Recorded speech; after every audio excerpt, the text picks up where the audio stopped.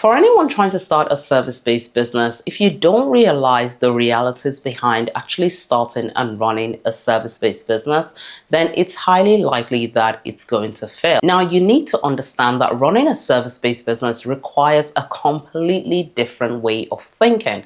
This is because your services are primarily what is being sold, okay, as opposed to a product, whether digital or a physical product of any kind. Now, in this video, I'm going to be sharing with you from my experience some of the crucial things that I think anyone who is looking to start a service-based business needs to understand. Let's start by addressing what I think has got to be one of the best advantages around running a service-based business.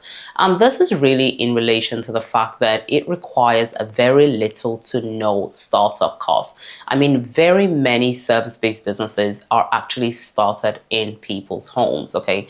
This means that you essentially have an idea and you can get started with running that business and getting it up and running from the comfort of your own home. Now, this doesn't apply to every single service-based business out there, but it certainly applies to the vast majority of service-based businesses, particularly if you run a service-based business where you're providing consultancy-based services, or maybe even if you're a personal trainer, or if you're someone who maybe runs a catering business from the comfort of your own home. You can definitely capitalize on the fact that you don't have to incur a load of cost when it comes to actually hiring premises to get your business up and running. Now, next factor here to consider has to be overhead costs. And honestly, from my experience, this has definitely been very, very minimal, which I have to say is definitely another advantage for anyone who is considering actually setting up and running a service-based business. But of course, I would definitely say that you want to make sure that where possible, you are doing this from the comfort of your own home. Now, the reason I say this is because if you're running that business from the comfort of your own home, then there are lots of things that you can capitalize on, apart from the fact that your overhead cost is going to be quite low, okay? It will be very minimal. You will also find that quite a lot of the expenses that you're running, okay, that you're using to actually run that business from your home, you will find that they are tax deductible. So it's important that when you're looking to set up your business, you think about how you can actually take advantage of where you can keep those overhead costs as low as possible while still benefiting from the tax deductible expenses that you can actually capitalize on. Next thing to think about here has to be around the concept of customization, right? This is because customization can help a long way when it comes to increasing the amount of revenue that you're able to potentially generate, because the ability for you to be able to create highly customized service offerings to your customer or to your clientele base can help a long way in increasing the revenue that you're able to generate for your business.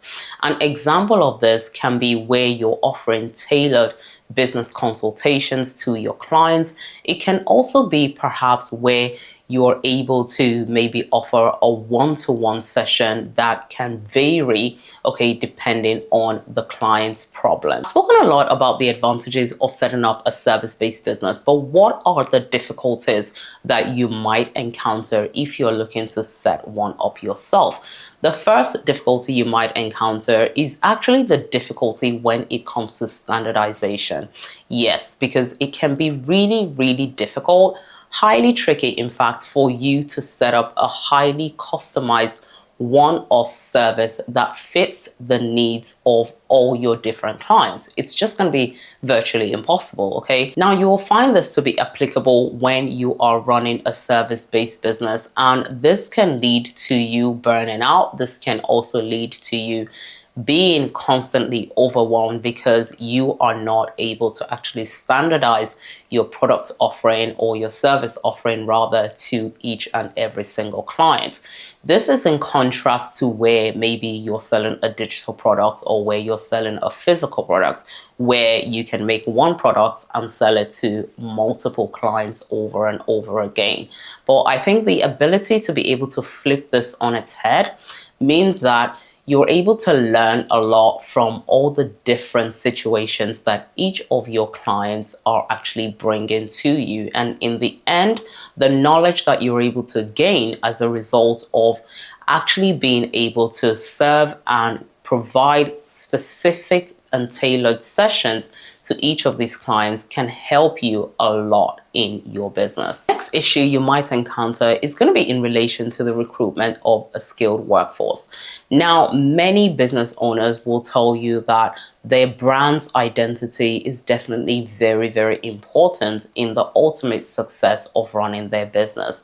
So I think that if you're someone who has been running your business for a long time, particularly maybe as a sole trader or as a standalone business director, this is something that you want to take seriously. And I think the real question here really has to be, do you want to hire people who are untrained and unskilled and ultimately train them yourself?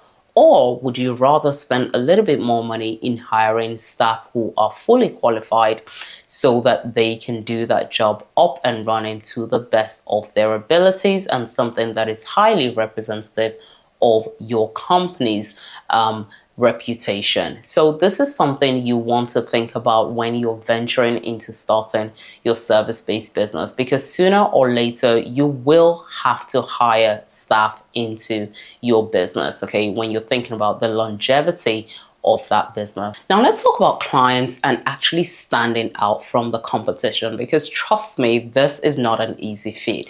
Now, when it comes to finding clients as a service-based business owner, this might potentially be one of the huge difficulties that you face when you are a new service-based business owner.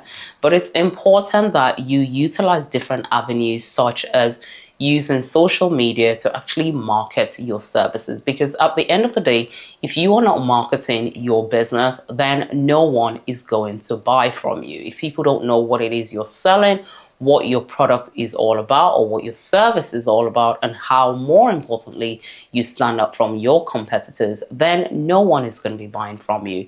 So it's important to think about how you're actually going to position yourself as a service-based business owner who is able to provide these services in a way that differentiates you from your competitors. Another thing to think about here is going to be gathering reviews as early as possible, because remember, when you first start your business, a lot of people don't know about you. They don't know about, your history and what you can do for them as an individual or as a business owner. So getting those reviews as early as possible is going to be pivotal to helping your business grow, okay, in the first 1 to even 2 years. Do think about how you can capitalize on getting reviews, whether on your website, on your social media platforms, and getting that feedback is going to be crucial. So this is one that you definitely want to think about. It's not necessarily a negative, but it's not necessarily a positive, but it is definitely a factor that I think that anyone that wants to start this sort of business needs to be aware of. Now, going back to my previous point, it's important for you to not just market your service, but to market your service so that you are targeting the right clients for your service, okay? You are targeting the clients that are actually going to buy that particular service that you are offering, because it's not just enough for you to market your service. It's going to be crucial for the sustainability of your business to be able to attract the right clients. And the best way for you to be able to do this is to put in place things like discovery call sessions or maybe taster sessions, where you can properly assess and evaluate whether or not different candidates that are approaching your service or your business are actually the right types of clients that you want to work with. Because generally, if your services cost, say, on average of, say, £500 to £1,000, you don't want to waste your time actually marketing your services to individuals or businesses who cannot afford that, or where it is simply out of their budget. So do spend some time around how you're actually going to structure, your discovery calls, how you are going to structure your initial assessment to ensure that you are only attracting the right clientele to your business. Honestly, time management can be one of those factors that can either be seen as positive or can be seen as a negative, depending on the type of individual that you are. Now, bearing in mind that irrespective of the type of business that you're running, whether it's products or service-based business, time management is going to be crucial to helping you actually sustain your business in the long run. Now, bearing in mind that many people, when they start their businesses, they often start it usually as a side hustle whilst they're running their 9 to 5 as well. Okay, so you will usually have to be running your business on the side, as a side hustle initially, maybe whilst also maintaining a 9 to 5 job during the day. This can be very, very challenging, particularly if you're a solopreneur. So it's going to be important that you master the ability to allocate certain chunks of time slots that will help you focus and get things done in your business outside of your 9 to 5 time. What this can look like is that you are working on your business, say in the evening after your 9 to 5, or indeed you're working on your business over the weekend. This, of course, is not a one size fits all, because there are many of us out there who have relatives or who have young ones to cater to. So this can be particularly challenging. So what I recommend here is to think about using, scheduling and time management tools. Okay, good ones include things like using Calendly, using Zoom, for instance, to help you actually be able to efficiently schedule in appointments with your clients. Okay, you want to make sure that you're using tools that can automate things as much as possible, because this is going to be a game changer to actually helping you, mentally, feel prepared when you are running your business by yourself, especially if you're running it whilst you also have a 9 to 5 in the mix of things. So after watching this video, you might be thinking, what exactly do you need to succeed? Well, I shared my best tips and advice for what you really need to succeed in a service-based business in this video. So click here to watch it now.